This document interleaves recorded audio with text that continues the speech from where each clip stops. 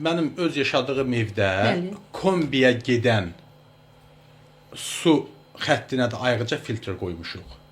Paltar yuyan maşına ayrıca filtr qoymuşuq. Və evə gələn, ümumi evə daxil olan suya da 2 filtr qoyulub. Bütün bu tədbirlərə baxmayaraq, Yenə də narazısınız. yox, Tərkibində. narazılıq deyil. Məsələn, yenə də biz ayda 2 aydan bir demək o hamamda olan su kranlarını dəyişməliyik. Eyni zamanda əllərimizi yuduğumuz bu su kranlarını da, məsələn, onu hər dəfədə biz bərkidirik. Artıq biz ora bir deyək ki, bu tutqac deyirlər, kəlbətin kimi. Bəli, bəli. Bax onunla belə açırıq, artıq o yeyilib. Hər dəfədə biz onu dəyişməli oluruq. Çıxardandan sonra onun içərisində ayrıca filtr var. O ayrıca filtrdə görürsən ki, qumla dolub su gəlmir. Və bundan başqa da o filtri də orada saxlayanda ki, su təmiz gəlsin, 2 günə o tutulur, su gəlmir. Təzədən təmizləməlisən.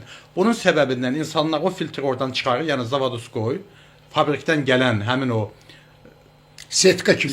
setkalar gəlir. O insanlar onu çıxardır ki, yəni su daima gəlsin. Su da onu da çünki onu niyə çıxardırlar?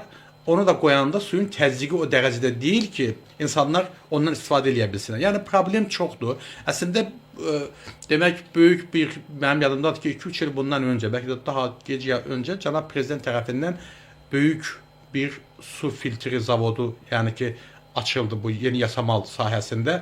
O su filtr qurğusu açıldı. Ondan sonra müəyyən bir düzəlişlər oldu, amma mən son zamanlar görürəm ki, vəziyyət daha da çətinləşir. Çünki su adi bizim o gələn sudan başqa filtrin süzdüyü su belə ilk 10 gün, 15 gün müddətində biz yoxlayan zaman indi xüsusilə var da hər kəsin yəqin evində var suyu yox, tərkibini yoxlamaq üçün Elektron, keyfiyyətini, elektron.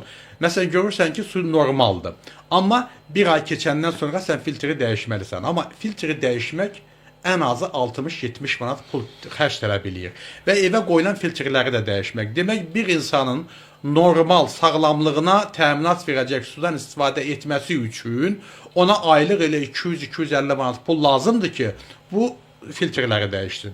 O baxımdan mən düşünürəm ki, bununla bağlı çox ciddi tədbirlər görülür.